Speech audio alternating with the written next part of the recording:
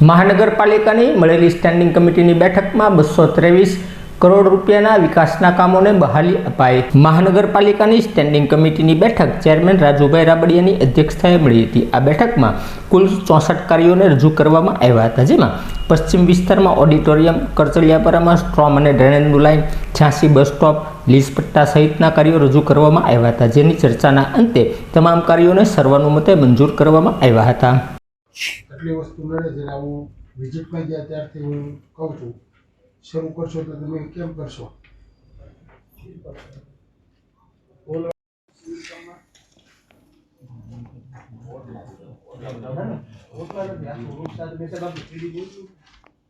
Slab સાથેનું structure છે આખું આગળ સીએનસી કટિંગ કરું આરસીસી નું સ્ટ્રક્ચર લઈ આરસીસી સ્લેબ લઈ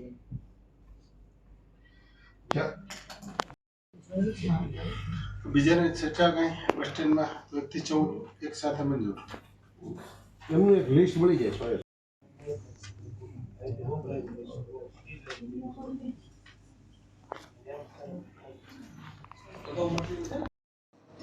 આજે ભાવનગર મહાનગરપાલિકાની સ્ટેન્ડિંગ કમિટીની મિટિંગ મળી હતી, જેમાં 66 તુમારો મૂકવામાં આવ્યા હતા। 223 કરોડ અને 97 લાખના ખર્ચે આ સ્ટેન્ડિંગ કમિટીની મિટિંગ મળી હતી, જેમાં ખાસ કરીને ભાવનગર પશ્ચિમ વિધાનસભા વિસ્તારની અંદર ઓડિટોરિયમનું કામ મૂકવામાં આવ્યું છે।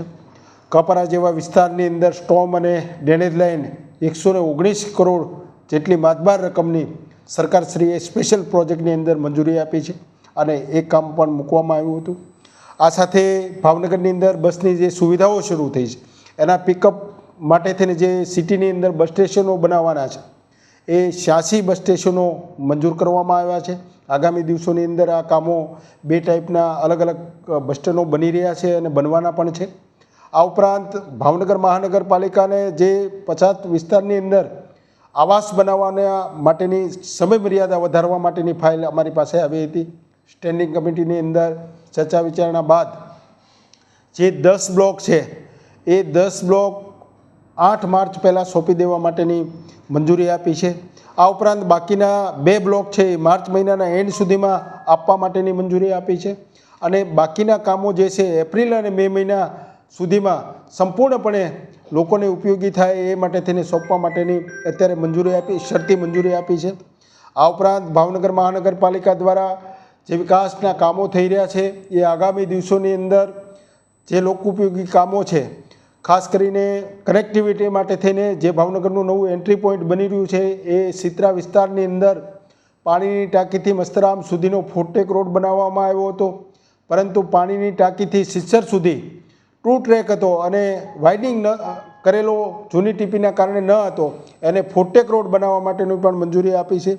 આ ઉપરાંત ભાવનગર મહાનગરપાલિકા દ્વારા જે ટેન્ડરો થાય છે એ ટેન્ડરોની અંદર અપ ભાવ આવતા હોય એનું નેગોશિએશન એક કમિશનર લેવલે થતું હોય અને એક સ્ટેન્ડિંગ કમિટીના ચેરમેન લેવલે થતું હોય। આજના જે સ્ટેન્ડિંગ કમિટીની અંદર જે અપભાવો આવ્યા હતા એમાં મારા લેવલેથી 8 કામોની અંદર નેગોશિએશન કરતાં લગભગ ભાવનગર મહાનગરપાલિકાને 3 કરોડ રૂપિયાની બચત કરવા માટેનો પ્રયાસ કર્યો છે।